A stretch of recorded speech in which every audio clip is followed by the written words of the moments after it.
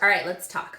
So, all the news reports are now saying that, get ready because we're going to see the biggest contraction in the real estate economy since we have seen since 2006. Now, the thing is that they're saying don't expect home prices to go down. That's why this is drastically different from 2006.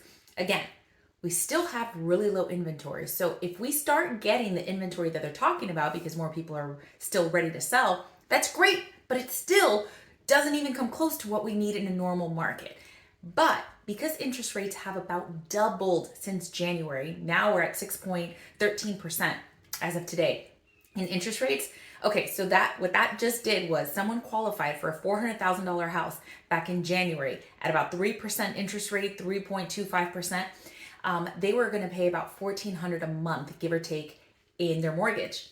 That same $400,000 house today at 6.13% interest rate, putting 20% down, is now $1,945 a month. Same house, 6 months apart. So that's what we're talking about. There is definitely a shift coming. It's not the same as 2006. And by all means, we need a housing contraction. It is time for the market to stabilize. I've kept saying this over and over. This is not sustainable. We have seen for a consistent 10 years an increase in prices.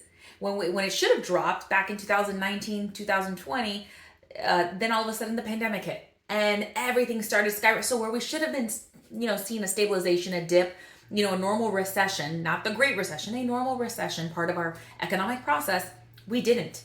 It went right back up and now it's going to start taking a dive. However, it's not a dive where people are going to be underwater on their houses. Now, if they bought at the peak market, like if they bought this year or late last year, they're going to have to hold on for a little bit, but that's okay. Everybody we've sold to were like, just be ready to hold on to this house. It's going to have equity, but you're going to have to be in it for about 5 years to 10 years in order to see that come back in full circle.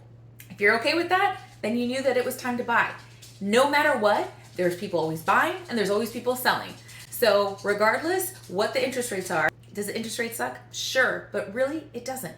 Those are still great interest rates. If you can pay down points, 6% interest rate, 5% interest rate, they're still great interest rates. It's just not what we were seeing and what we were used to for so long, the 3 and 4%, which is not sustainable. So keep an eye on the market because it affects everything else in our economy.